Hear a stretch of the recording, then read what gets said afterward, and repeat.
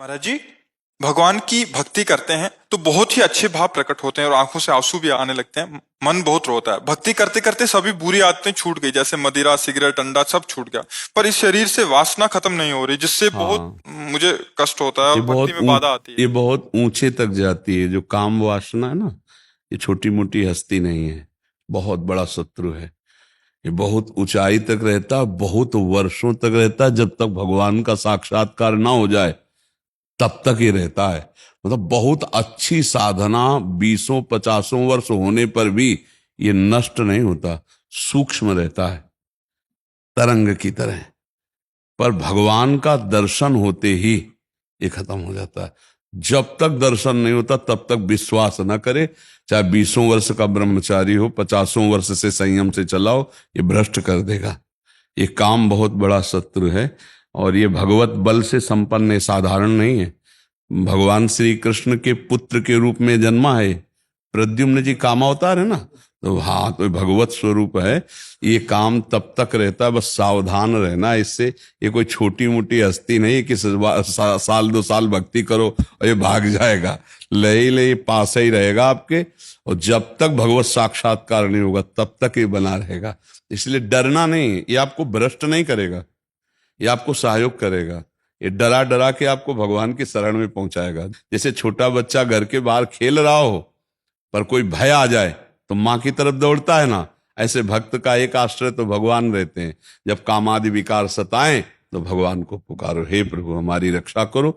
और जहां तक हो सके शास्त्र आज्ञा में रहोगे तो कभी भ्रष्ट नहीं होगे। जैसे किसी माता बहन का किसी भी तरह से एकांत में जिससे हमारा भाव बिगड़ चुका है उससे, या जिससे भाव हमारा बिगड़ सकता है, ऐसे चांस न दिए जाए, फिर भगवान रक्षा नहीं करेंगे। ये भी बात ध्यान रखना।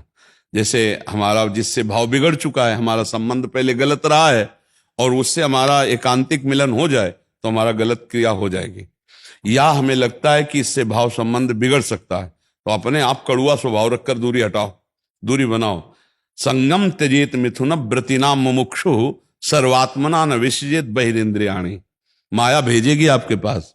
जब कोई भगवत प्राप्ति का लक्ष्य करेगा, चाहे स्त्री हो या पुरुष, माया इन्हीं दोषों के द्वारा उसे भ्रष्ट करने के लिए उसकी व्यवस्था पुष्ट करती है। लाखों में कोई एक ऐसा जो ये बात कि मुझे परमानंद प्रभु चाहिए, ना कि अब भोग, बहुत भोग लिया और बहुत देखा, ऐ मन अब नहीं गलत करेंगे, ऐसे जीता जाता है। तो धीरे धीरे धीरे धीरे संयोग न बनने पावे, क्रिया न बनने पावे। अब मान लो आप गृहस्थ में हो, पत्नी होगी, धर्म पूर्वक पत्नी से यदि सहवास करो तो पाप नहीं माना जाएगा। कभी ऐसी विकलता है, आप नहीं सह पा रहे, तो भगवान को नमस्कार करके धर्मपूर्वक गृहस्थ में हो।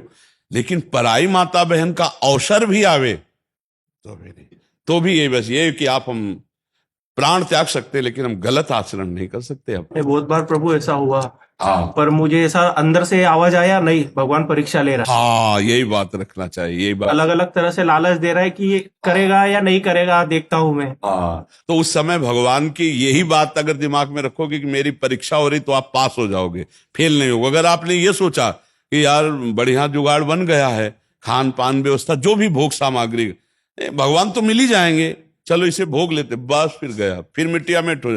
फिर बाद में जानते हो क्या ग्लानि कराएगा यही मन, यार अब तो भ्रष्ट ही हो गया, अब तो भगवान तो मिलना नहीं, तो यार जितना है फिर मौज लो, मस्ती लो, ऐसे ऐसे मन सिखाता है। बड़ी मुश्किल से मिले हैं। हाँ, अब नहीं, हाँ, आंखें खुल गई अब। हाँ, नहीं, बहुत धन्यवाद है, आप अच्छे मार्ग सभी चीजें छूट गई धीरे धीरे करके।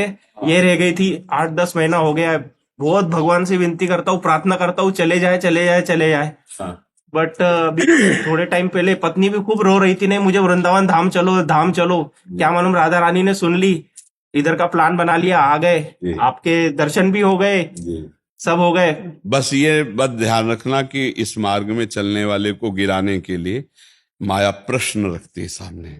छमाही सालाना स्कूल में भी प्रश्न होते हैं, तो कभी भी हो सकता है अपना। तो ये ध्यान रखना, धर्म पूर्वक चलना, अब गलत मत चलना। अब लो नशानी, अब ना, अब तक जो हुआ नहीं, अब समझ में आता है धीरे धीरे धीरे धीरे। नहीं, और सत्संग रोज सुनते रहना और नाम जप करते रहना। तो सत्संग और नाम जप ये तुम्हें गिरने नहीं देगा।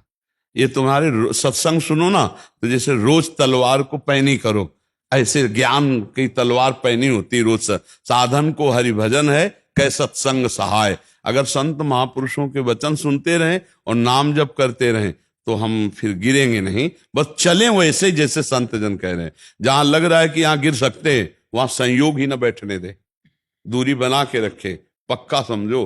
कभी ऐसा संयोग बन रहा हो तो भाग पड़ो कमजोर बन के, बलवान बन के, वहां बैठना नहीं।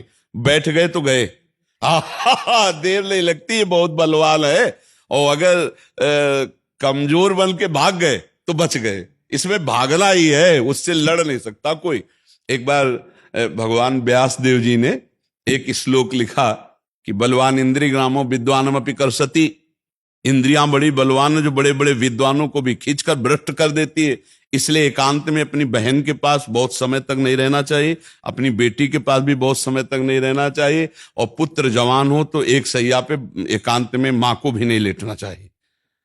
तो जैमिनी जी बड़े ऋषि हैं, तो उनका प्रभु ऐसा कैसे हो सकता है कि विद्वान है वो और जानता है मेरी बहन है और बेटी है, पवित्र भाव, तो वो ऐसा कैसे कर सकता है? आपने जो श्लोक लिखा तो मुझे संशय नहीं, पर मुझे आप समझाइए कि ऐसा कैसे, जो विद्वान है, मूर्ख हो तो बात अलग है। तो उनका इस प्रश्न का उत्तर तो हम कुछ दिन बाद देंगे।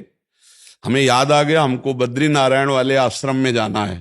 अब ये उत्तर है उनके प्रश्न का। तो 10-15 दिन तुम संभालो आश्रम, सैकड़ों ब्रह्म ऋषि विद्यार्थी जन है। 15 दिन बाद हम आ जाएंगे, फिर आपके इस प्रश्न का उत्तर देंगे, ठीक है? उसी शाम को हल्की सी वर्षा होने लगी। भगवान है व्यासदेव जी, संध्या का समय, और 16 वर्ष की अवस्था धारण की, श्याम रंग अरविंदाक्ष नेत्र, और छम छम करती हुई सामने आ गई।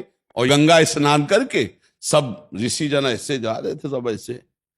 तो जयमिनी जी के पास आई और कहा, भगवान रात्रि का समय आने वाला है, बड़ा भयावह है, मैं अपना घर भूल गई हूं, आज रात्रि अपने आश्रम में आप जगह दे देंगे क्या? उनका नहीं, गुरुदेव बाहर गए हुए हैं और सख्त आदेश है, ब्रह्मचारियों का स्थान है, या स्त्री प्रवेश निषेध। प्रभु स्त्री की बात नहीं है, मैं आपकी शरण में हूं, मेरी जान का खतरा है, मैं अकेली हूं जंगल में, और शरणागत के लिए तुम्हारे गुरुजी ने समझाया कि शरणागत की रक्षा करनी चाहिए। अब गुरुजी हैं, उनको कौन काट सकता है?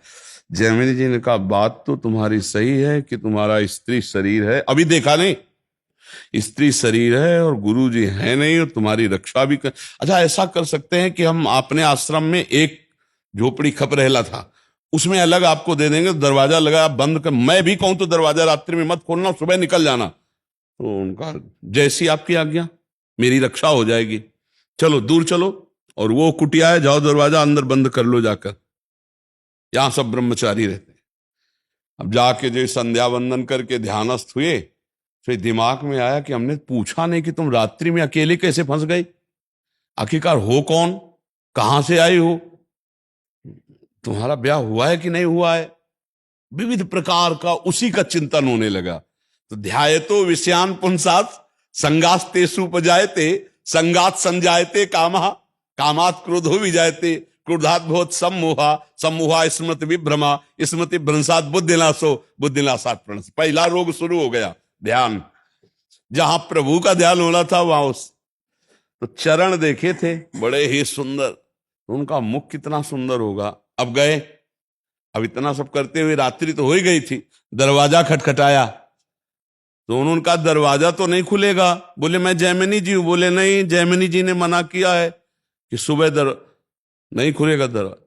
तो खपरा हिलाए थे, कोई लिंटर तो था ले खपरा हटाए, बांस हटाए, कूद गए।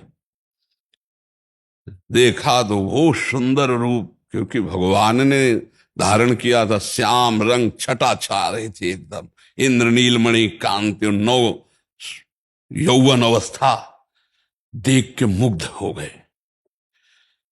अब सब पूछना भूल गए कि तुम कहां से आई हो, क्या कुछ नहीं पूछा, तुम्हारा ब्याह हुआ है?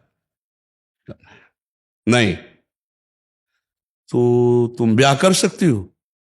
हाँ। हमसे कर सकती हो?